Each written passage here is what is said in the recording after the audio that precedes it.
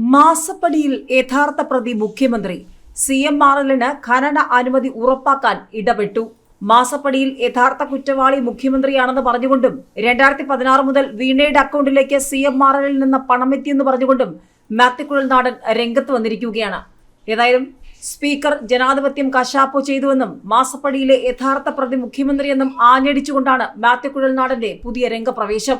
CMRL കമ്പനിക്ക് വേണ്ടി സർക്കാർ വ്യവസായ നയത്തിൽ മാറ്റം വരുത്തിയെന്ന ഗുരുതര ആരോപണവുമായി മാത്യു കുഴൽനാടൻ MLA.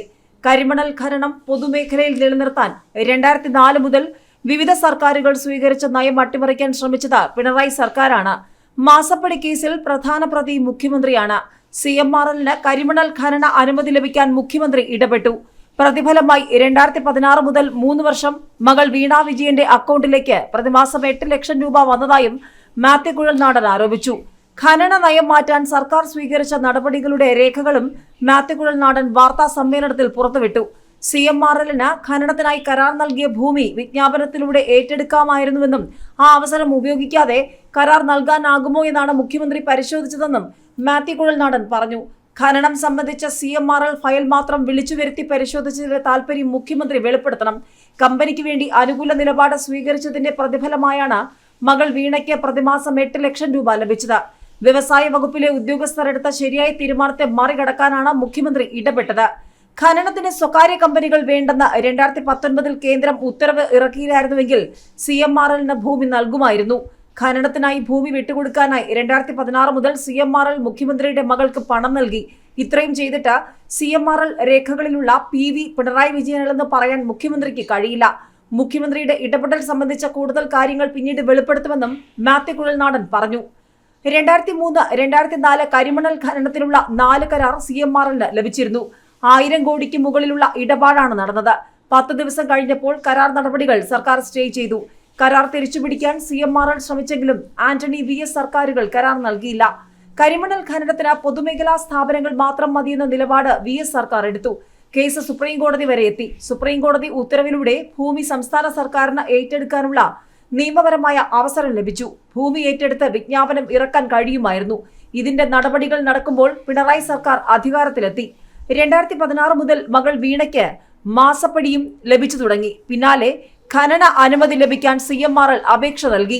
ഏതായാലും നിയമസഭയിൽ മുഖ്യമന്ത്രിക്ക് സ്പീക്കർ പരിച തീർത്തു. തന്റെ ചോദ്യത്തിന് സഭയിൽ മുഖ്യമന്ത്രി മറുപടി പറയേണ്ടി വരുമായിരുന്നു. അത് ഒഴിവാക്കാനായിരുന്നു സ്പീക്കറുടെ ഇടപെടലെന്നും മാത്യു കുഴൽനാടൻ പറഞ്ഞു. മുഖ്യമന്ത്രി CMRL കമ്പനിക്കായി അസാധാരണമായി ഇടപെട്ടു. CMRLന് കരിമണൽ ഖനന പാട്ടക്കരാർ തിരികെ നൽകാൻ ശ്രമിച്ചു. മുൻ കരാർ റദ്ദാക്കിയ ഫയൽ പുനഃപരിശോധിക്കാൻ മുഖ്യമന്ത്രി നിർദ്ദേശിച്ചു. നിയമോപദേശം തേടാൻ 2019 സെപ്റ്റംബറിൽ മുഖ്യമന്ത്രി വിളിച്ച യോഗം തീരുമാനിച്ചു. പാട്ടക്കരാർ റദ്ദാക്കണമെന്ന നിയമവകുപ്പിന്റെ ശുപാർശ നിലനിൽക്കുകയായിരുന്നു ഇത്. വീണ വിജയന് CMRL മാസപ്പടി നൽകിക്കൊണ്ടിരുന്നത് ഇതിനു വേണ്ടിയാണെന്നും മാത്യു കുഴൽനാടൻ പറഞ്ഞു. കരിമണൽ ഖനനം പൊതുമേഖലയിൽ നിലനിർത്തും എന്നായിരുന്നു 2018 വ്യവസായ നയത്തിൽ പറഞ്ഞിരുന്നത്. എന്നാൽ ഇത് സംബന്ധിച്ച് നിലനിൽക്കുന്ന സുപ്രീം കോടതി ഉത്തരവ് പാലിക്കപ്പെടുമെന്നും നയത്തിന്റെ മലയാളം കോപ്പിയിൽ പറയുന്നുണ്ട്. ഇത് CMRLന് വേണ്ടിയായിരുന്നു. അപ്പോഴെല്ലാം 8 ലക്ഷം രൂപ വീണയുടെ അക്കൗണ്ടിലേക്ക് പ്രതിമാസം വന്നിരുന്നു. കാര്യങ്ങൾ അനുകൂലമാക്കാനായിരുന്നു CMRL വീണയ്ക്ക് പണം നൽകിയത്. ഇതിനിടെ എല്ലാ സ്വകാര്യ ഖനന അനുമതികളും റദ്ദാക്കാൻ 2019 കേന്ദ്ര സർക്കാർ തീരുമാനിച്ചു.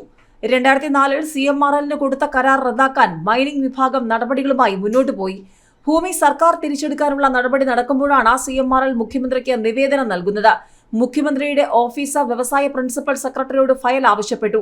മുഖ്യമന്ത്രിയുടെ വകുപ്പിലല്ലാത്ത ഫയൽ വിളിച്ചുവരുത്തി പരിശോധിക്കണമെങ്കിൽ എന്തെങ്കിലും പ്രത്യേകത വേണം. പിന്നീട് മുഖ്യമന്ത്രി യോഗവും വിളിച്ചു. ഖനന കരാർ റദ്ദാക്കാനാണ് നിയമവകുപ്പ് നിർദ്ദേശിച്ചത്. മുഖ്യമന്ത്രി ഇടപെട്ടതോടെ അന്തിമ തീരുമാനമെടുക്കാൻ മുഖ്യമന്ത്രിയെ ചുമതലപ്പെടുത്തി. കേന്ദ്ര സർക്കാർ തീരുമാനം ഉണ്ടായിരുന്നില്ലെങ്കിൽ CMRLന് അനുകൂലമായി തീരുമാനമുണ്ടാകുമായിരുന്നു. എക്സാലോജിക് വിഷയത്തിൽ നിയമസഭയിൽ അഴിമതി ആരോപണം ഉന്നയിക്കാനുള്ള നീക്കം സ്പീക്കർ തടഞ്ഞത് അംഗത്തിന്റെ അവകാശം നിഷേധിക്കലാണ്. ജനാധിപത്യം കശാപ്പു ചെയ്ത് മുഖ്യമന്ത്രിക്ക് പരിച തീർക്കുന്നതിന് സ്പീക്കർ നിലവിട്ട് പെരുമാറി. മുഖ്യമന്ത്രിക്ക് മറുപടി പറയാനുള്ള പ്രയാസം ഒഴിവാക്കാനാണ് സ്പീക്കർ വിഷയം ഉന്നയിക്കാൻ അനുവാദം നൽകാത്തത്. എഴുതി കൊടുക്കാതെ അഴിമതി ആരോപണം ഉന്നയിക്കുന്നത് സ്പീക്കർ തടഞ്ഞിട്ടുണ്ട്. എഴുതി കൊടുത്ത അഴിമതി ആരോപണം ഉന്നയിക്കുന്നതിന് ഇതുവരെ തടസ്സമുണ്ടായിട്ടില്ലെന്നും മാത്യു കുഴൽനാടൻ പറഞ്ഞു.